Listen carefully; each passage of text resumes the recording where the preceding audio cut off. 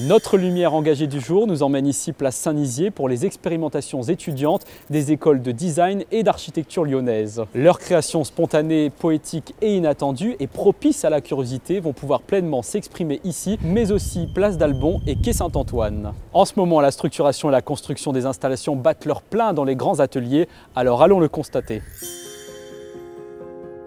Aujourd'hui, on est sur la plateforme des grands ateliers dans laquelle on fabrique les œuvres qui seront installées par les étudiants pour les expérimentations étudiantes de la Fête des Lumières. Alors, les étudiants aujourd'hui sont en train de fabriquer des œuvres lumineuses qu'ils ont conçues. Il y aura 11 œuvres.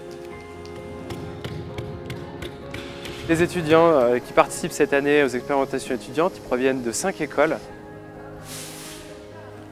On va aller sur celui-là, il commence à être composé. La mise en lumière d'un tableau de Van Gogh pour parler de l'influence qu'a l'éclairage public sur le ciel. Alors mon rôle, c'est d'encadrer les étudiants. Alors déjà, c'est de les accompagner sur la conception et la mise au point technique. Ça vient se mettre au milieu de cette barre.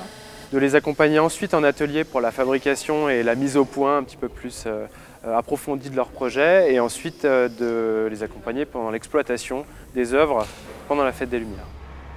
Il faut toujours mettre des manches longues et des gants en cuir parce que vous allez fusionner le métal, donc 1400 degrés. On va déjà utiliser la scie à métaux. Vous l'avez déjà utilisée celle-ci ou pas? Jamais? Déjà, c'est assez professionnalisant dans le sens où on a enfin quelque chose de pratique. On va pouvoir, rien que l'aspect constructif, là derrière il y a de la soudure, c'est des trucs qu'on ne peut pas faire dans nos études et pourtant c'est hyper important, dans l'architecture notamment. Le fait d'avoir ces connaissances-là, c'est hyper constructif. Et puis le côté professionnalisant aussi d'une fête comme ça qui a de l'ampleur, faut quand même prendre en compte les usagers. Tout ça, c'est des notions qu'on n'a pas forcément dans les études parce que ça reste peut-être plus abstrait. Et là, entre les deux, il faut qu'on fasse une pièce.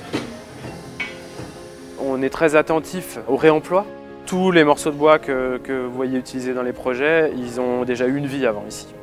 Ils n'ont pas forcément eu une vie dans la Fête des Lumières, mais ils ont eu une vie sur de multiples activités qu'on mène aux grands ateliers. Tout le matériel lumière est réutilisé si celui-ci n'est pas trop altéré. Tu as vraiment plein de philosophie sur le réemploi. C'est un vrai sujet en architecture. Et voilà, on continue. On a hâte de le voir en vrai aussi. Votez pour le Trophée des Lumières, catégorie projet engagé, en vous rendant sur le site internet aura.france3.fr et tentez de repartir avec un vélo électrique. Bonne chance!